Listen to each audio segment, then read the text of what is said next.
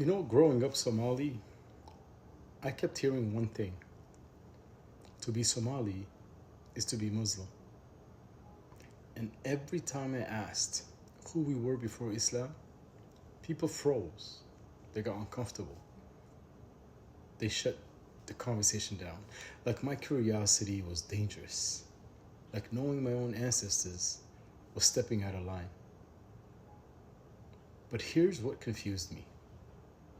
Pre-Islamic Arabia, that was an open topic. Part of Islamic history. Everyone learns it. Everyone celebrates it. But pre-Islamic Somalis, our own roots, our own spirituality, that was forbidden, ignored, buried. Why is their past essential and ours untouchable? Why can Arab Muslims honor their origins, but Somalis are told to forget ours ever existed? It makes you ask the hard question. Has Islam, at least the way it has been taught to us, been shaped by an Arab bias? A bias that lifts their story while erasing ours? Because that's how it feels.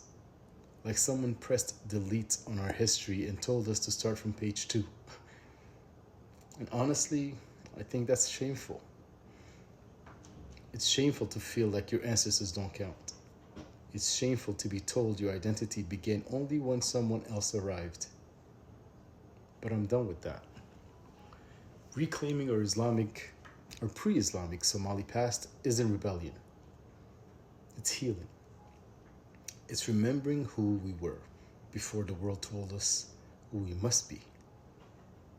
So to every Somali watching this, ask your questions. Follow your curiosity.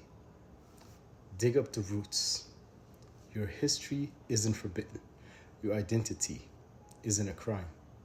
Your ancestors are calling, and you have every right to answer their call.